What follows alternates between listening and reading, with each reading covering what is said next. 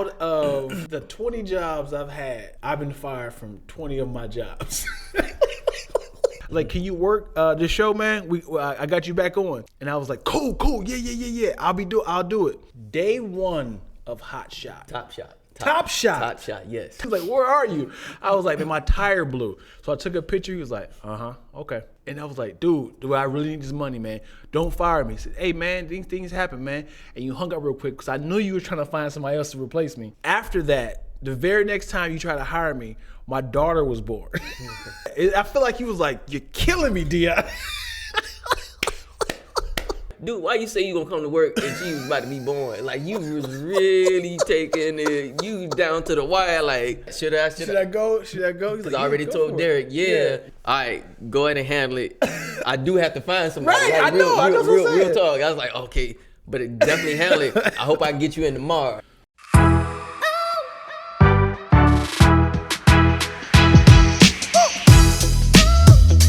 Well, ladies and gentlemen, without further ado, we have a very special episode of Random Ass Conversations with Twilla ... ellipses Dion. It's Twilla show. Yeah. So we got my man Derek Ford filling in one of my good, best, amazing homeboy friends, man. We talking, what, 15, 20 years? Yeah, about 15 years, man. Yep. Let's give a warm round of applause to none other than Derek Ford, ladies and gentlemen. Appreciate it and love, brother Dion. Yeah. Yes. Great to be here. So so for those who don't know, Derek Ford, D Ford, for the people that really know Ford, he is the origin story of Dion Lacktoast in production. Word. I came to LA to do comedy and acting, and this brother right here picked me out of numerous infidels, peasants, and said, hey, you in the steerage outfit, come up here and work with the commoners. Word. So where did we meet? Let's start there. It started out with I was in production, and so one weekend we're playing flag football. It's a great group of guys that I played flag football with. Are we talking about how you started production? No, how we came to meet. Well, let's talk about how you started on production. I started production through a good friend of mine, Yeah. Wayne. Did you want to do it? I knew I initially moved out here to get into acting, and once I got into acting, I knew that from the off the rip that I wanted to approach it from the business side and behind the scenes, and then I just kind of spoke that into existence, and in a short time, a good friend of mine, Wayne Lassane, kind of got me into that's first. a name right there. Yeah, and we're great friends. He's a business partner of mine. Tell Wayne he needs to start saying the name's Wayne Lassane. Wayne Lassane. My name's Wayne Lassane. No doubt. Yeah, like the Wayne, right? No, yeah. That three, the name's Wayne Lassane. You got to say it like that. Word. Go ahead. Yeah. So good friend of mine, Wayne, and from there, you just in production, you take it wherever you kind of find your niche or your skill set, or wherever you want to take it. And so that led me to right before I got into production, and then there was like a short period of time that I wasn't. So I was just kind of working at nights, hence the Burbank Hilton. And in between that time, myself, Wayne, and a great group of guys, we've been playing flag football together for like 10 plus years. Wow. We were always the old heads. Wow. Playing flag football. But we ended up winning like 6 championships straight. Wow. Like they really hated our guts out there. Yeah. This was like 2007. Yeah. When I met you. So you said 10 years to that point. It was like maybe that starting point. You know what I'm saying? Because we've been playing for a while. It's been at least 15 years. Yeah. So in that ballpark. Right. So make a long story long, playing flag football and doggone broke my ankle. Yes. Broke my ankle. And so I was working at nights at the time. And And so, obviously I couldn't go to work. Yeah. And so, and I think that's when you ended up filling in for me. Right. You know what I'm saying? And so when I came back from recuperating from my broken ankle, that's when I met you. Yeah. And then we just had that exchange, and then the the comedy ensued. You know what I'm saying? Yeah. So No, we gotta talk about Hilton. yeah. So I started working at the Hilton. Let me tell y'all, out of the 20 jobs I've had, I've been fired from 20 of my jobs. So I was making incredible money at the Roosevelt Hotel in Hollywood as a bellhop. So I thought I could take that same. I have experience as a bellhop and go to Hilton because I had just got fired over there and go over to Hilton, and then it was like, at this point we're not hiring. But then like a week after that, it was like, hey, are you still interested? And that's obviously I got filled in. Yeah. So I was working the day as a bellhop, and then when you got healed, I kind of got removed, and then they said, hey, would you like to work the night shift? And then that's how I met you. Yeah.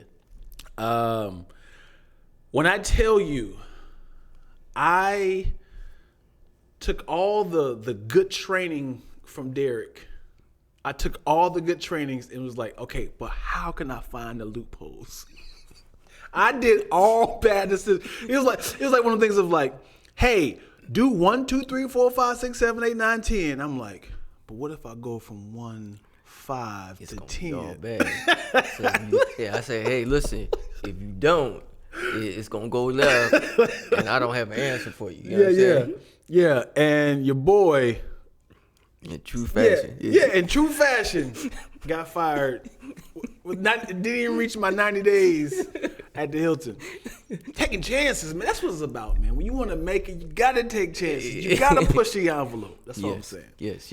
Taking penitentiary chances. Yeah. So from there, I remember got fired, but I was still working at T-Mobile. So I was working 2 jobs, still working at T-Mobile, and then randomly you was like, I can't think what the show is. It was something like a teenage show. You was like, hey, could you drop some stuff off for this production job? And I was like, yeah. So all you gotta do was just take this. He's like, can you drive a 2-ton truck? And I was like, yeah. Never did it in my life. Right. Take the 2-ton truck, it's full equipment, and just drop it off at blah blah blah. I was like, yeah, absolutely. And I was like, what's next? He's like, you done? I was like, what? I got $125 for that? Yeah. And then I was like, I like this production job. Yeah. That was me being spoiled of how easy production is gonna be. Like, I worked 3 hours and I got $125. Right. And then I think, I don't know if I got the call from Making the Band or you got the call. I think initially you got the call and you were on it because I want to say I was on another gig. You referred me. And I referred you, and Yeah. then you got on, and then I came on. Yeah.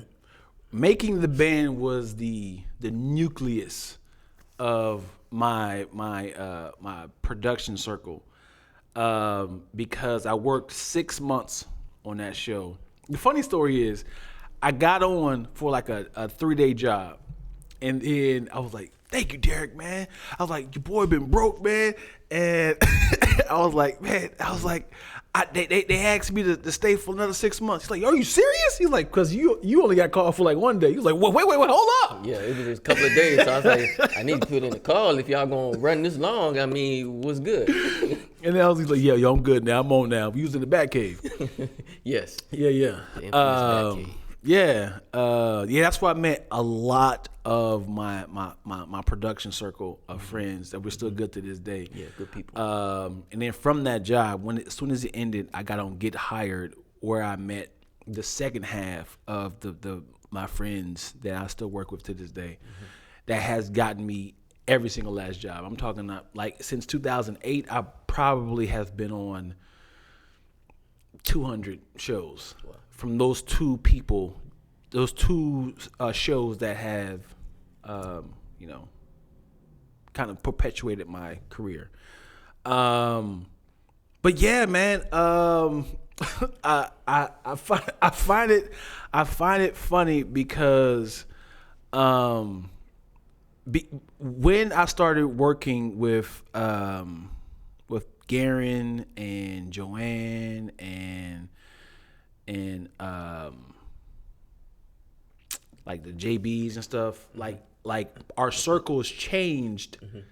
But we always called each other to kind of like switch our circles up. Like, hey, I'm on this show. You was doing the reality shows. What's the shows? There's a bunch of them, like the one that you got me on. Ooh, let's see. You probably forgot. So Love and Hip Hop. Love and Hip Hop. Love and Hip Hop Hollywood. Yes, Love and Hip Hop Hollywood. Yes, Love and Hip Hop Hollywood. That was another chunk of circles. And then from Love and Hip Hop, I did Dirty Little Secrets. And then from there, I got a bigger title.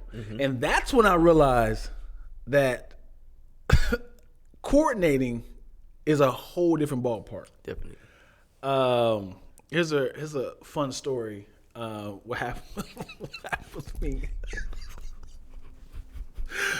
Because we were on two different teams, I think, on Love and Hip Hop. Yeah, because you were doing, I think, Dirty Little Secrets. That was a kind of a spinoff, right? Of them. And I was still in the field. And then one particular day they were doing. We had two different teams shooting at two different locations. I was team 1, you like team 2, or something like that. So yeah. So I remember it. It all worked out, but you have to give out. So for those who don't know, in production, being a coordinator, you have to pretty much be the quarterback to the whole production, especially on the field. And you have PAs and you have camera crew and sound guys all working up on you. When every time you go to different locations, you have to kind of you have to be like the mother of the production. You got to say, hey, you go and get water. PA, you go and get some air. You go get the food. Make sure you bring back my receipts. Bring back my receipts. Absolutely. Bring back my receipts. So a whole week once goes by, I count up my money, count up my receipts. Your boy $800 short. That's big. That's big. $800 short. $8, not $80. Not $8, not $7. Man, oh man. $800. So I'm like, so now I'm that person, like, if something goes wrong, I'm always like, how can I get the heat off of me? Like, this has nothing to do with me. Right.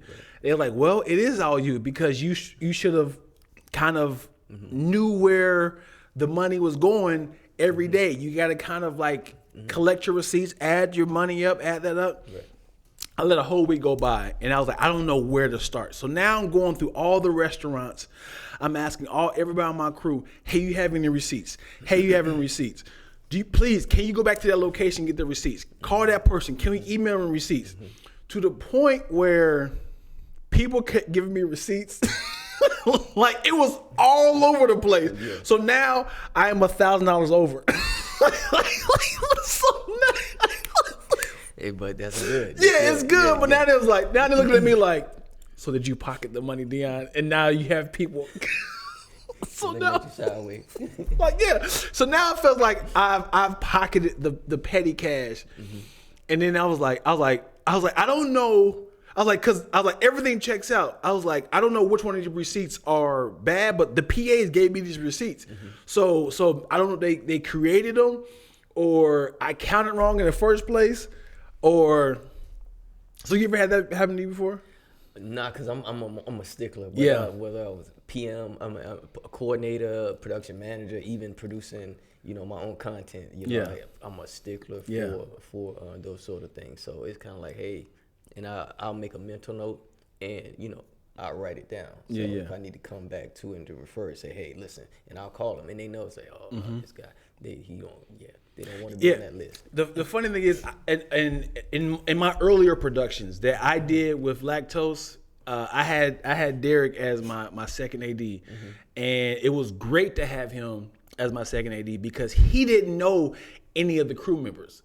So it wasn't no laffy taffy having fun with everybody. So it was like, hey, quiet down. Hey, we ain't got time for that. Yeah. Come on, let's get it, y'all. Let's get it. Because when you hire friends that you're working with friends, they tend to kind of lollygag and kind of chop it up with folks. Derek was like, Derek was like, hey, come on, shut that up. Yeah. Y'all ready? Yeah. We got to get it, y'all. Next shot, let's go. I was like, thank you, Derek, because I was the one that was kind of encouraging this conversation. Yes. The main culprit is like, Dion. The time is money. Hey, yo, Dion, let's go, man. You said we're supposed to be here at 4:30, man. Come on. I'm like, oh, you're right. You got them lights. Yeah.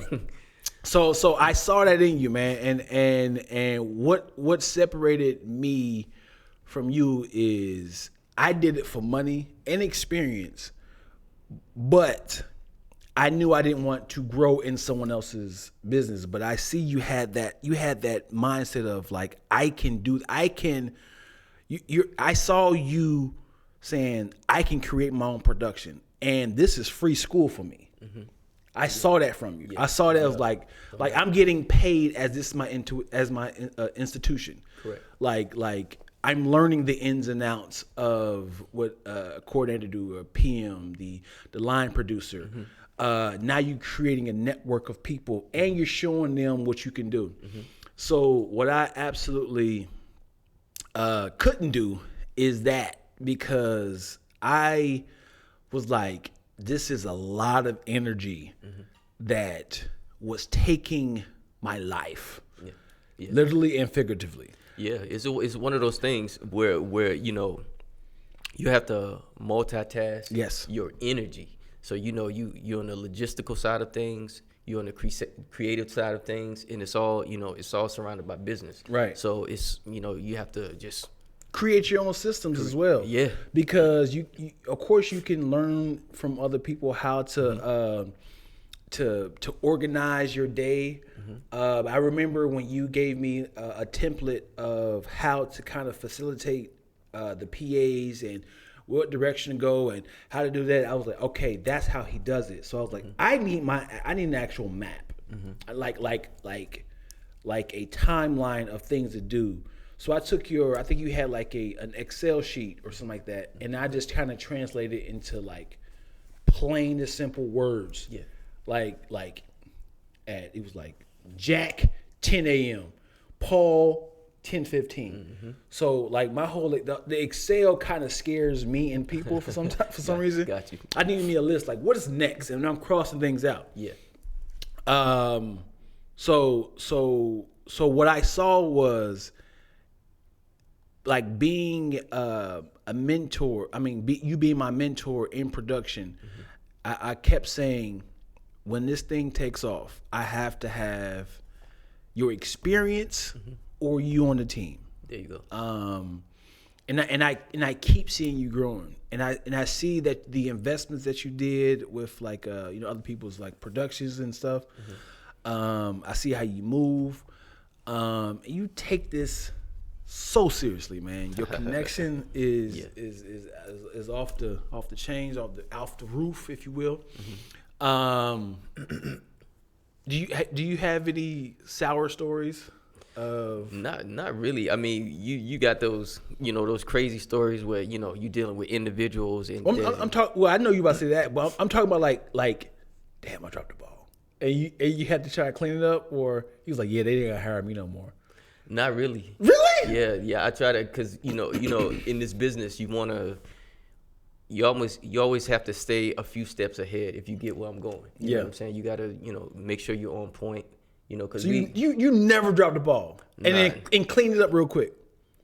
I mean, it may if I did, it was something small that I can recover from. Yeah. Not something just astronomical. It's like, oh my God, you can't believe I just have to walk away because there's no bouncing back. I can't go back in. You know what I'm saying? Yeah. Because I mean, as best as you can, you plan, anticipate, and you just make sure you stay sharp at every turn. Because again, we don't have that luxury in this business to have mishaps. Right. You know what I'm saying? Like, we're human. Small things may get go, but like the big things, like you want to minimize. Your if something goes left, you want to minimize that. Yeah. You know what I'm saying? Okay, you picked up a vehicle, you had a PA pick up, your team picked up a vehicle 30 minutes late, that threw production off. That's easy. But like to go drive a whole van off the bridge. That's different.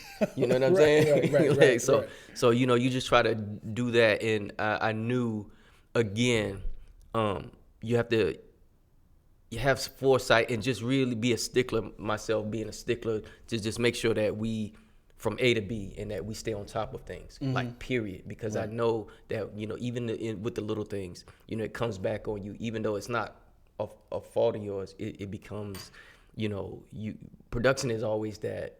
You know, if something goes wrong, it's always production's fault. You know what I'm saying? Yeah. So I take even in you know, the projects that I'm a part of that I produce, you know, make sure, you know, you assemble a team and everybody knows the vision, and then you can kind of give them kind of your guideline on in terms of what you expect, you know, and be flexible, because it doesn't always go like every step of the way. You know, it's production, things happen. Yeah. But if you have your overall picture and your overall goal and people know that, I mean, you definitely can accomplish that. It's a huge task. Absolutely. But at the end of the day, you know, I let everybody know we must and we will get this done. You know what I'm saying? So I think you stick with that. I think you're golden.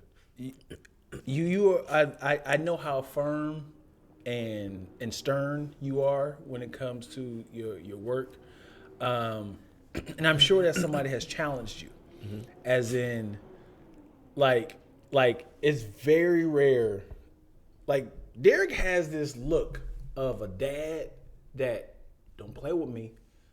I get that. Yeah, he has a dad like, hey.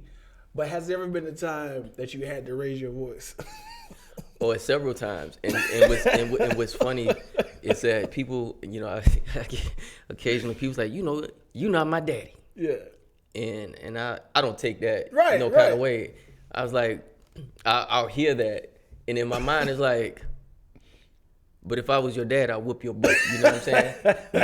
But it ends up being a term of endearment. Because, you know, people, you know, say that, but, you know, a lot of times, you know, even in production, just that male energy or that fatherly energy, like that helps people, you know, how it is. Yeah. You know, I ain't giving myself no badge. Like, yeah, I go and I'm the super dad. It's like, nah, that's just kind of my personality. You know what I'm saying? And people just, it may rub people the wrong way initially, but after that, I'm not saying that's the initial way, Derek. But I'm just saying just my personality in general.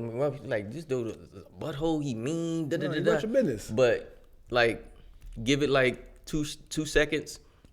Give it heck even 2 days, and people's like, you know what? I see that. You know, he's not coming with ill will. Right. You know, he's sticking to the job that needs to be done. Yeah. Like, no emotion because it has to be done. Right. Just like whatever position, whatever job they have to do, that has to be done, and they're going to be held accountable. Yeah. Because I've seen them when they kind of was shucking and jiving, and it fell through, and it was like, I told you, man. I told y'all. And then they'll come to me and say, how can we fix this? And you know, more times than not, I'm able to do that. You know what I'm saying? And I gladly do that, because I'm like, nah, you was talking that noise earlier. Nah, you on your own now. It's like, yo, I'm always be here to help. Yeah. You know what I'm saying? And always do my job. So always a team player. So let me tell you something about Dion Lack as a PA.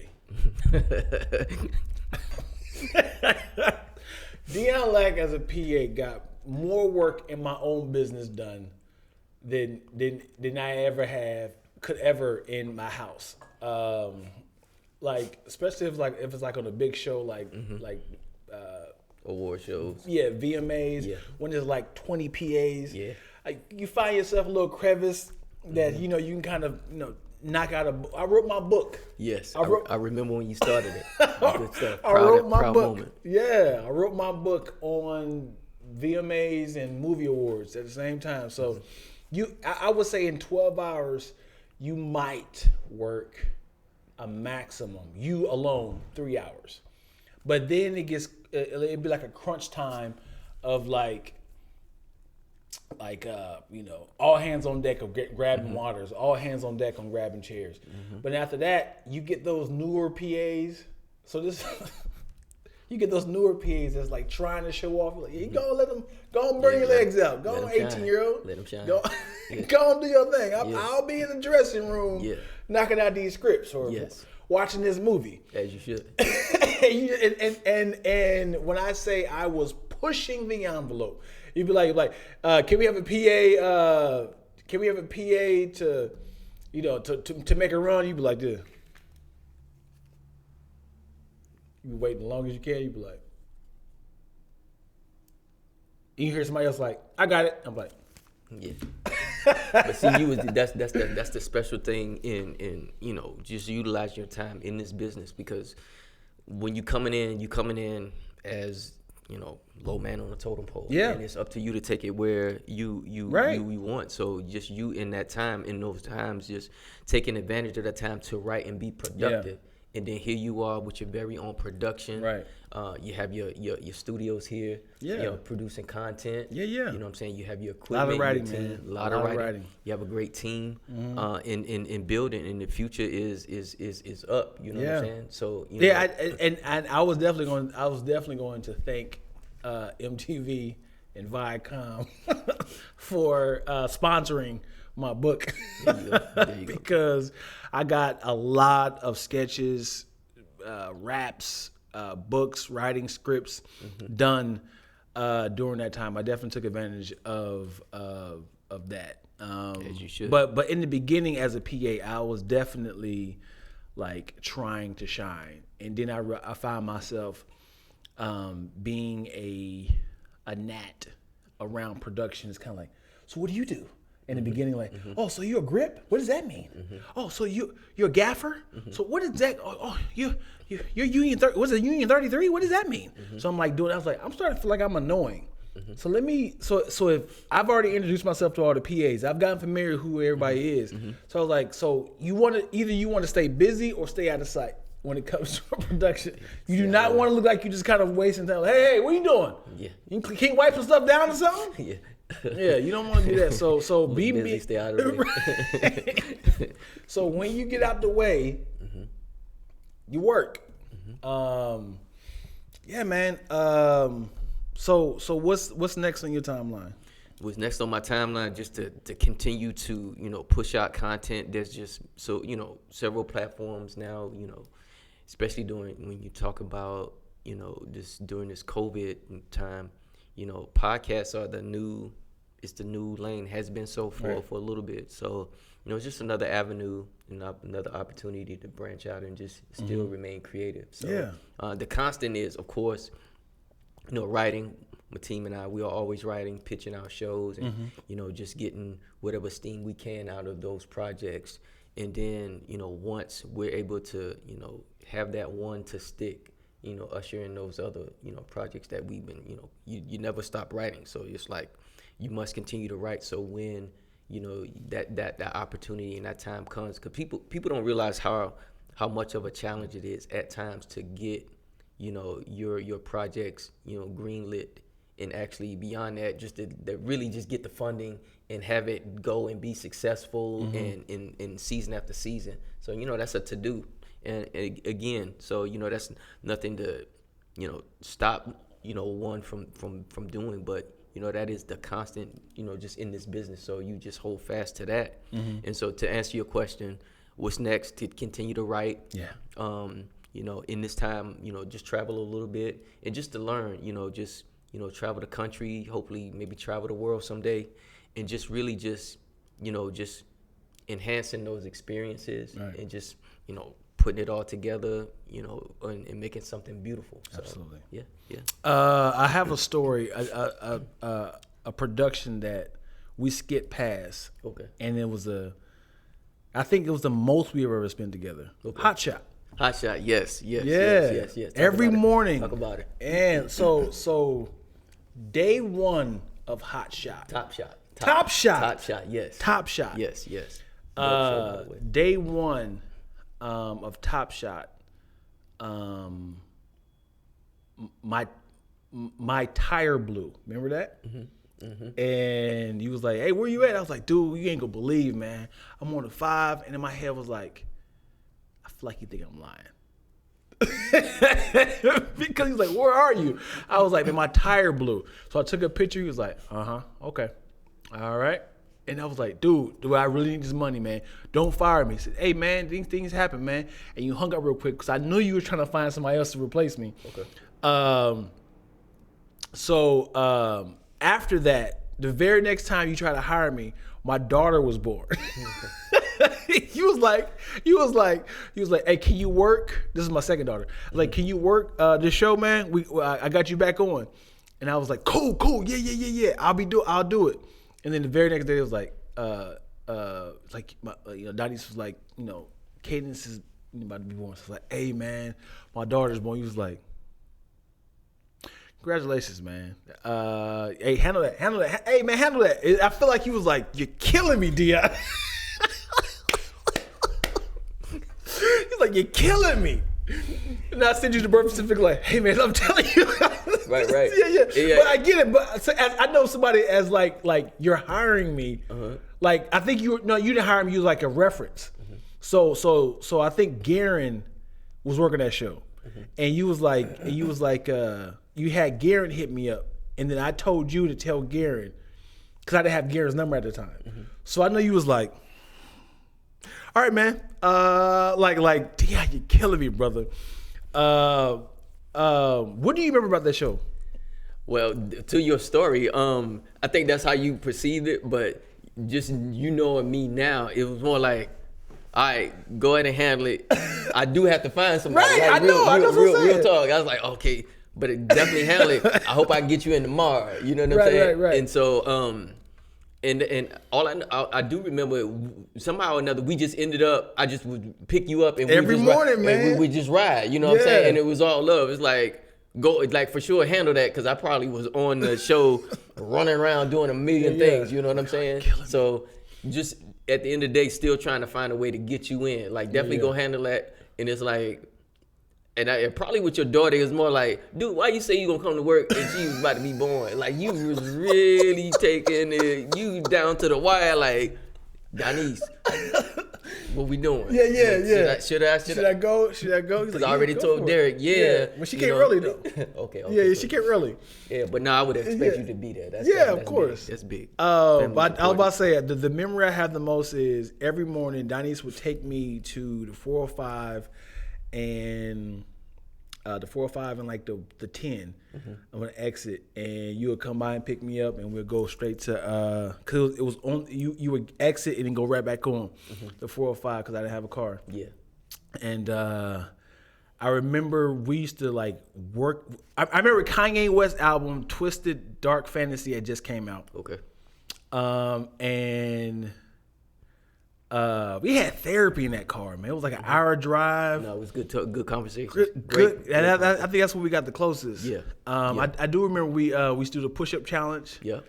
I bought my dumbbells. Yeah. We used to run the hills after lunch. And there was a lot of showmans on that show. I don't know if you know what showmans is, but it's when people have romance on the show. Yeah, so I do remember first time seeing a gun in person. Oh, right on. Yeah, I'd never seen a gun in my face before. Right on. It was hot and cold, dangerous, bugs. That was the last time I worked in Santa Clarita. I was like, I can't do this no more. Is there any memories of me who's like, Dion, you let me down?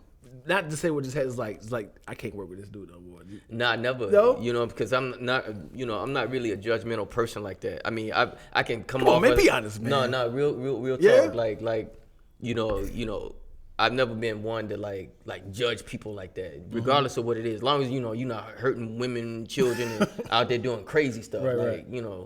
It's like. And I told you, and I shared it with my wife just a few days ago. I said, what drew me to you in our friendship is that you remind me of a cousin of mine. You know what I'm saying? And so that was the familiarity. Yeah. And so when we would just have great conversations, and but you the answer, you never let me down. You did some crazy, wild stuff, and it was, if anything, it's more like that's funny. And it was like, even with the Hilton, it was like, oh man, it was so funny. It's like, dude, you didn't let me down. It was more like, how sway, you know what I'm saying? It's like, how that happened? This guy, you know what I'm saying? Yeah. But it was so funny, man. And but now you've never really let me down. Actually, I'm more proud of you today. Just seeing your growth and your elevation as a man, entrepreneur. Yeah. You know what I'm saying? With your own production. You know what I'm saying? Your own brand. Like, I'm extremely proud. Brother, man. Extremely proud. Thank you, you know what I'm saying? Because that's that takes some knack and some perseverance, and beyond just saying you're gonna do it and manifesting it, you made it happen. Not trying to you made it happen, and you continue to build and grow from there. So that is awesome.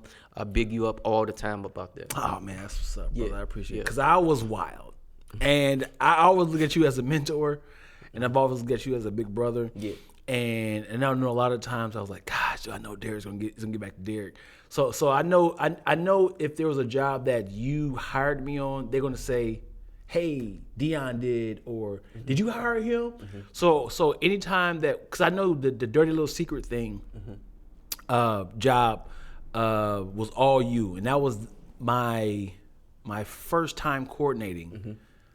Hold on, it wasn't coordinating. I think you were.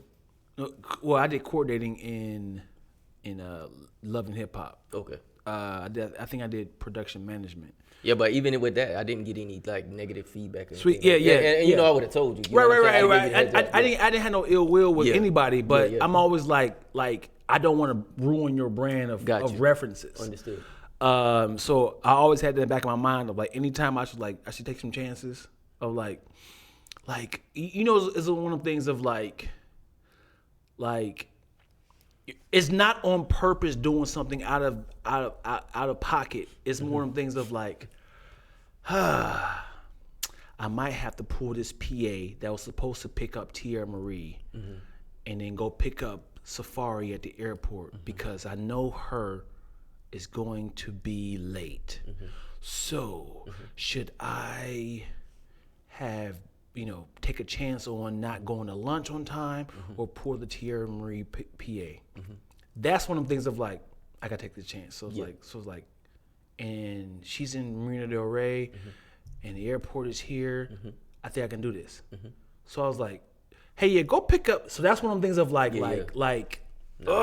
taking a chance. No, but that was a good call though. Right, you know what right. And sure enough, she was late and she canceled. Yeah. So it was like just knowing your talent, knowing the circumstances and stuff. That was a good call. But yeah, that's one of them things of like, because if she was like, hey, where the PA at? And I'm like, damn it. Now I'm like, yeah, I'm sorry, it's my fault. I pulled the PA. Sort of thing, because and just being transparent and say and just give your reason why, you know what I'm saying? It's like you say, I'm not. She's normally not really on time. It's just by happenstance she's and maybe you can get an Uber XL or something like that. And that did not really happen. That was a freestyle story. Yeah, but stuff like that does happen. True form. So, sure. Yeah. But yeah, man. Thank you, man. Thank you for coming. It's always a blessing to see you. Thank you for supporting the book. Always. I really appreciate it. He bought both the books. Both of them. Yeah. That's big. Writing 2 books. That's not that's not an easy task. So congrats. Yeah, big move. I want to create a whole world, man. I definitely want to make that into a TV series and eventually a movie. It takes a lot of time because create so when it comes to writing a book, you got to create, you're creating the world. You have a Bible of your world. Then you got to know everyone's characters and everyone's intentions, their A story, their B stories, their goal, what's stopping them, their motivation, what just happened. And then when you have like this soap opera, this space soap opera, like now it's finally flushed out. And now the thing that becomes like the 6th draft is the flow and the grammatical errors. And then, do I have any repeated words? Or have I already said that? Like, I don't need to repeat what I just said to this person because it's already insinuated. So we need to pick up afterwards. So when that happens, you be like, whew, it's exhausting. Then you got to forget about like, hey, there's still life. I have to live. So I've written the 3rd book. Nice. I've written the 3rd one. It's just what's stopping me from that. And the problem I'm having, and I want to get your feedback on what I should do. Okay. The problem I'm having with my book is countless people have bought my book digitally, physical copies, Dayton, LA, cross country. My analytics is crazy. The problem is everyone's supporting, but they're not reading it. Got you. So, and I know that like it's a good thing, but at the same time, books is still a task when you're competing with Insecure and Game of Thrones and Squid Games. You're competing with all these other finished, high profile, entertainment, and it's like, yes, I would like a fan base, but at the same time, it's like I thank you for the support, but it's like for all that I could have just sold T-shirts. I mean, yes and no. I mean, the beautiful thing about it, and just with the technology now, people's attention span may not be ready, or they may not be ready to dedicate time to like sit through a book. Right. But there's those audio books out there. Yeah, I have an audio book. Yeah, so the audio book is like that's the lane right there as well. Yeah, you know what I'm saying, and then you do have the support, and then you just when you're explaining the book, I mean, you do it so eloquently. You know what I'm saying? So it just opens them up to that. But the support is there, and will continue to be there. It's just now, it's just one of those things, man. With all of those books, they have loyal followers. They just may have more followers. Right. Not all of those people who purchase the book actually read them. So I think that's probably like a standard kind of thing with reading books. Yeah. So. Yeah, man. I watched The Breakfast Club a couple of times, and I see people kind of like. They have like little fake inserts of like they have their people opening the book. They was like, I was reading one of your inserts and it says and it's like this is their producers that had already flagged it. Yeah. I was like, you didn't read this book. Like you just doing inserts. Yeah. But yeah, man. Thank you. No, thank you. Thank you, D Ford. Yes. He's the origin of me always saying "Got me, coach." He's the origin of Raw to the. He's the origin of. I'll explain this to my kids, man. Yeah. Oh my gosh. How hilarious. You want to tell the story? Oh my gosh. Yeah. So yes, funny story. So, years and years ago, we're listening to 2 Chainz. And he's like, I don't really like 2 Chainz. I said, man. And he loves 2 Chainz. I mean, that big fan. Yeah. And I said that one, his singles aren't like an indication of what kind of artist he is. You know what I'm saying? Like when you listen, because I think you downloaded the album for me. Yeah. You know what I'm saying? So I listened to the album like back and forth. I was like, yo, he got some stuff to say. Bangers. He got some bangers, and he actually had some thought provoking, some positive things, moving forward, you know what I'm saying? They can actually push the culture. And so we got into it. I was like, what is Dion's point? He's like, but this. He said, I'm gonna explain this to my kids and this. I said, first of all, your kids are little. They better not be listening. They little butts better not be listening to them doggone 2 Chainz, and you better not be playing any in your house. Yeah. You know what I'm saying? And so I think we just busted up last night. That took you out, man. That took you out. Because I was on my like religious kick. Like I was like listening. You was really on it. You was like really riding out. I was listening to only like Bizzle and Lecrae. A good one, Lecrae. Andy Mineo. I was listening to all these like huge like gospel artists, and I was like, I really don't listen to this music too much, man. He says it's too vulgar and a lot of profanity, and I was just like, he was like, man, but he was like, but 2 Chainz, he got some songs that's kind of like for the culture, it's about his neighborhood and like thought provoking. Yeah, and I was like, no. How am I supposed to explain this to my kids, man? Yes. And I remember we was exiting Western Avenue off the chin, and you pulled over like. You was like, what are you talking about, man? I was like, I can't listen to this to my kids, man. He was like, Dion, you're thinking too much. You're overthinking it, man. Yes. Stop. Yes. Your kid ain't listening to this music. They ain't popping his own. Right. Yeah, and you was like, oh, yeah, right. It's like, because you was like really on that point. I was really trying to understand. I was like, because I was listening. I was like, okay, he gonna get to the point. I was like, what's he getting at? You know what I'm saying? And when you told me about the kids, I just bust up. Yeah, laughing. yeah. I was like, oh Pulled my over, God, said, yeah. No, Dion, no. Not in front of my kids. Not in front of my kids. But yeah, man. Appreciate you, D Ford, for coming through, man. Yes, sir. Always a pleasure. We gonna work together, man. Definitely. Yeah. Speaking into existence. Yes. Yeah. Yes. You know, if I'm hiring you or you hiring me, man. Yes. This is gonna be a video where we're gonna put it on a timeline that we're going to have and say on this date, this is where we started it, and look where we at right now. So there we go. I can't wait for all this to blossom out. So absolutely. Yeah. All right, brother. My man. Thank you again, man. Thank you for coming. Make sure you don't have any you have anything Instagram or? I don't. I'm not even a social media guy. You chopped out? Yeah. You chopped out? I do the a call or actually text. I think that still goes a long way. To just you gotta evolve, brother. I do understand. Even if it's your brand. Yeah. You know? I'm getting to it. Yeah. But I have other people where you can reach out. But as far as like social media, I was on Facebook for a little bit, but I haven't been on for a while. But you can always, all my people, can always call and text and all that good stuff. Yeah. All right, man. Yeah. Just know that if people don't have your number, like, hey, I lost your number, man. Yeah. How do you get in contact with you? I have no idea.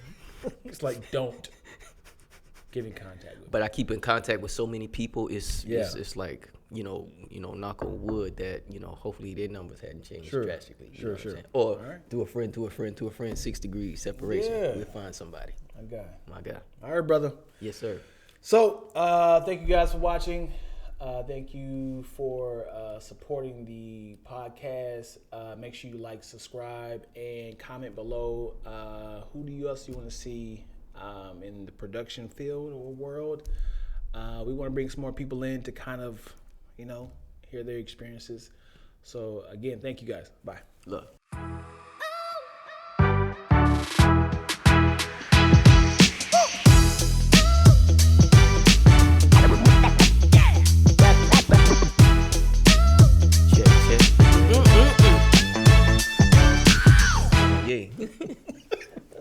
Oh yeah, it's funny. I heard you say it, and I was just like, maybe that's a Atlanta thing. I do remember that song, that part of the song. Yeah. So you really rock with that Kanye? No, man. I just like that little. No, I'm not asking. Did you like the album? I ain't listened to the album. I just listened to that song on the radio. Okay. Yeah. Okay. I was like, I heard it like they played twice just to kind of like, let me see if I enjoy this. And I was like, I think I'm done. Wow. Yeah. Anyway. But now they play the heck out of it on the radio, so it's like, Like the thing is with a good track or album or single, you have to have some sort of random outburst to get people remembering that part. Yeah. Remember on that Kendrick Lamar and Future song when he was like, la di da di da, smoke on my la. So I remember that part. Obviously. Right. I don't remember what that song is about no more.